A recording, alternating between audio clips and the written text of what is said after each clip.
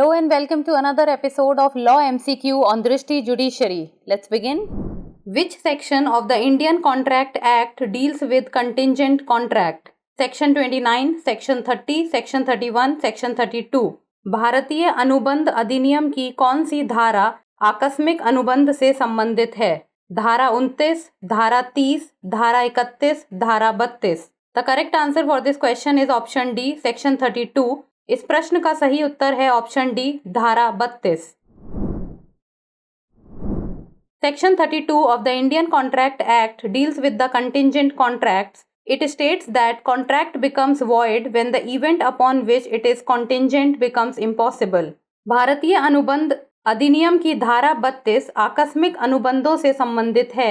इसमें कहा गया है कि अनुबंध तब शून्य हो जाता है जब वह घटना जिस पर वह निर्भर है असंभव हो जाती है. Next question. Which provision of the IPC was struck down in Joseph Shine versus Union of India? Section 397, Section 407, Section 479, Section 497. Joseph shine बनाम भारत संघ मामले में आईपीसी का कौन सा प्रावधान खारिज कर दिया गया?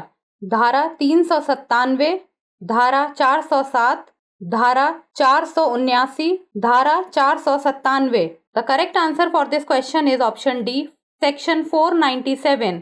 इस प्रश्न का सही उत्तर है ऑप्शन डी, धारा 497. Section 497 of the Indian Penal Code 1860 was struck down by the Supreme Court in Joseph Shine versus Union of India case. This judgment decriminalized adultery. भारतीय दंड संहिता 1860 की धारा 497 को जोसेफ शाइन बनाम भारत संघ मामले में सर्वोच्च न्यायालय ने खारिज कर दिया था.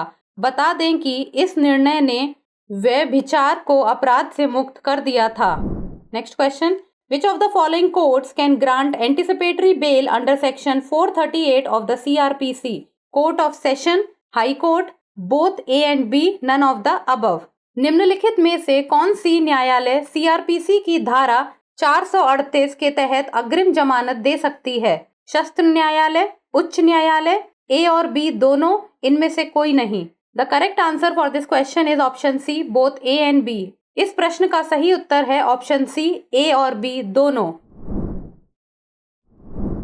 Recently in the case of Dhanraj Ashwini versus Amar S Moolchandani and others, the Supreme Court addressed the legal issue of whether anticipatory bail can be granted when the accused is already arrested in another case. Both the High Court and the Court of Session are empowered to grant anticipatory bail under Section 438 of the Code of Criminal Procedure 1973. This provision has now been replaced by Section 482 of the भारतीय नागरिक सुरक्षा संहिता 2023.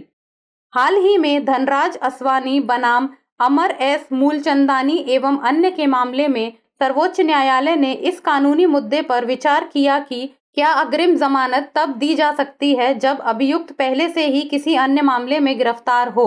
उच्च न्यायालय और शस्त्र न्यायालय दोनों को दंड प्रक्रिया संहिता 1973 की धारा 438 के तहत अग्रिम जमानत देने का अधिकार है.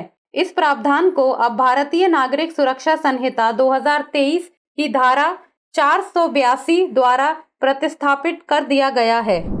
Next question. Which article of the constitution of India deals with writ jurisdiction of the supreme court?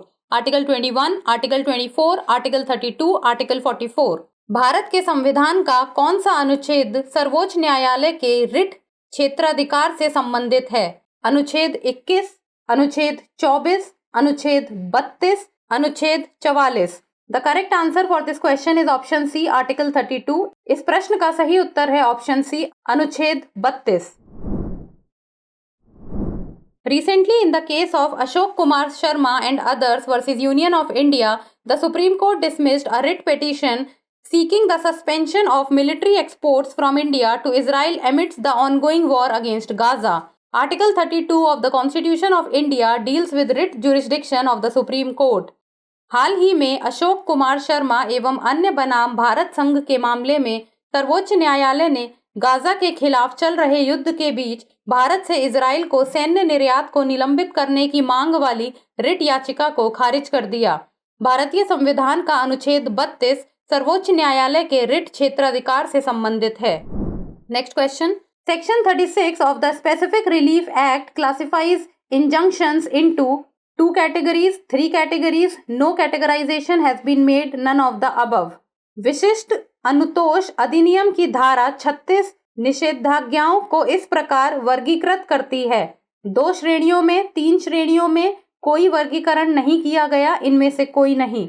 The correct answer for this question is option A 2 categories. इस प्रश्न का सही उत्तर है ऑप्शन ए 2 श्रेणियों में। There are 2 categories of relief by injunctions available under Section 36 of the Specific Relief Act 1963. It includes a preventive relief and a temporary or perpetual relief.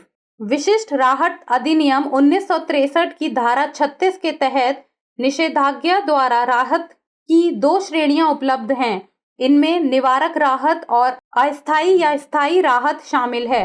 Now it's time for the practice question. A decree may be dash preliminary, final, partially preliminary and partially final, all of the above।